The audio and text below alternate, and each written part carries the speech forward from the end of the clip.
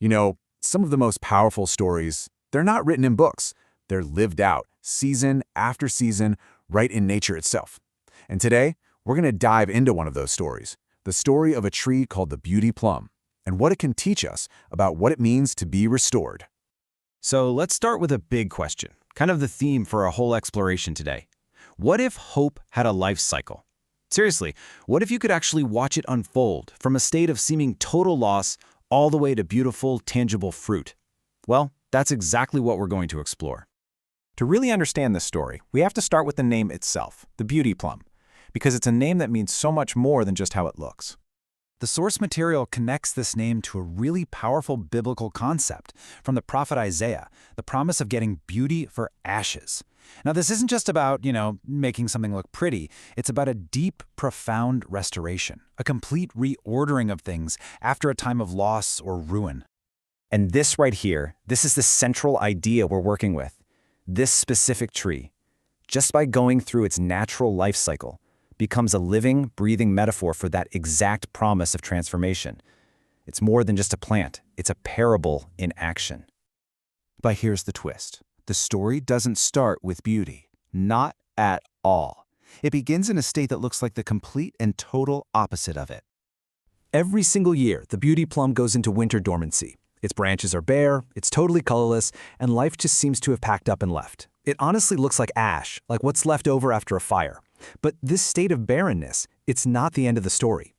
In fact, this dormant period is absolutely essential. The tree needs those cold hours to reset and prepare on the inside for the explosion of life that's just around the corner.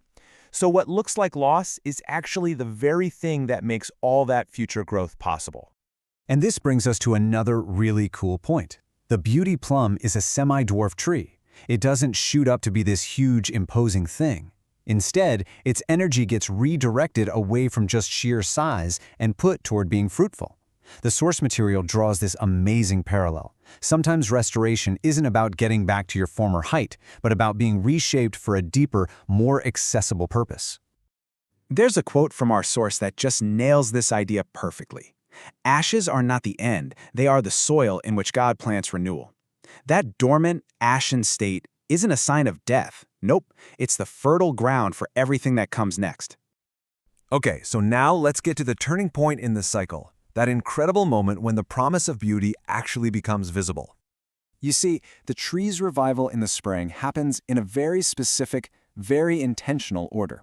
It goes from that quiet, dormant state straight to this sudden declaration of promise, the blossoms. It's only after that that the leaves show up, and then eventually the fruit.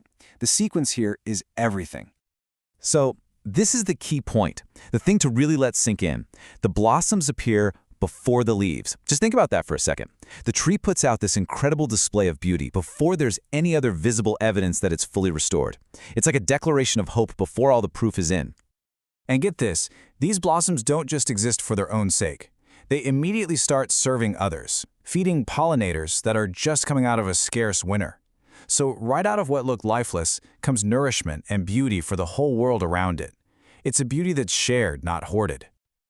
So, after the blossoms make their promise, the fulfillment finally arrives in the form of the fruit. And just like every other stage, the fruit itself is packed with its own layers of meaning. Let's break this down a bit. First, the plum's sweet taste is this amazing reward for patience. Then, right underneath its smooth skin, you find a hard, firm stone, a perfect symbol of endurance. And then, even deeper, inside that tough stone is the pit, the tiny seed holding the promise of a whole new life. The big takeaway here is that this kind of restoration isn't shallow or fragile. It has real strength at its core.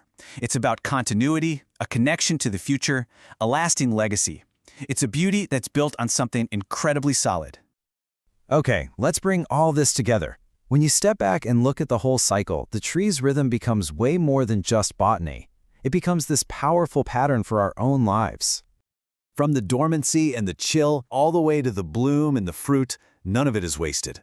Every single stage is necessary, even the parts that feel like loss. The tree shows us that restoration isn't just about reversing a bad situation, it's a redemptive process that actually uses what was broken to create something new. So what can we take from this? Well, we learn to trust that those quiet, dormant seasons in our own lives might just be times of preparation. We learn that moments of beauty and hope can show up even before we have all the answers. And maybe most importantly, we learn that a new, fruitful life can be born because of our seasons of ash, not just in spite of them.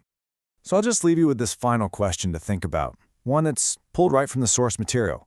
Looking at this incredible pattern at the Beauty Plum, where in your own life, in your own seasons of dormancy and loss, might ashes be the perfect soil for something beautiful to grow?